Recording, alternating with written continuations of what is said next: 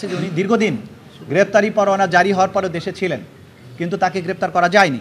সেজন্যই আদালত আজকে ব্যাখ্যা চেয়েছেন যে উনি কোথায় কিভাবে ছিলেন, কিভাবে পালালেন, এই ব্যাপারে যেন আইনশৃঙ্খলা রক্ষাকারী বাহিনী একটা প্রতিবেদন দেন। এবং আমরা আশা করব যে এই আন্তর্জাতিক অপরাধ ট্রাইব্যুনাল এইটা জাতীয় একটা ট্রাইব্যুনাল। এই ট্রাইব্যুনাল জাতির আশা আকাঙ্ক্ষা বাস্তবায়নের জন্য একটা ন্যায় বিচার প্রতিষ্ঠার কাজ করছে।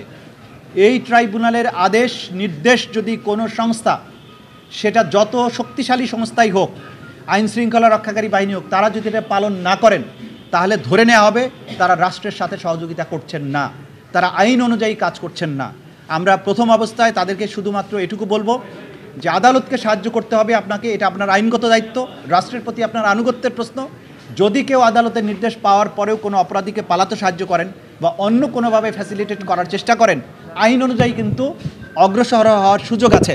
আমরা এখনই সেই রকম পর্যায়ে যাব না, তবে আমরা সংশ্লিষ্ট সবার প্রতি আহ্বান জানাবো, ব্যক্তি বা প্রতিষ্ঠানের প্রতি আনুগত্য নয়, আপনারা আইন, সংবিধান এবং বাংলাদেশের জনগণের প্রতি আপনাদের আনুগত্য শো করতে হবে।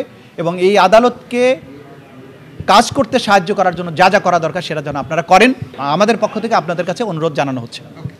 Thank you.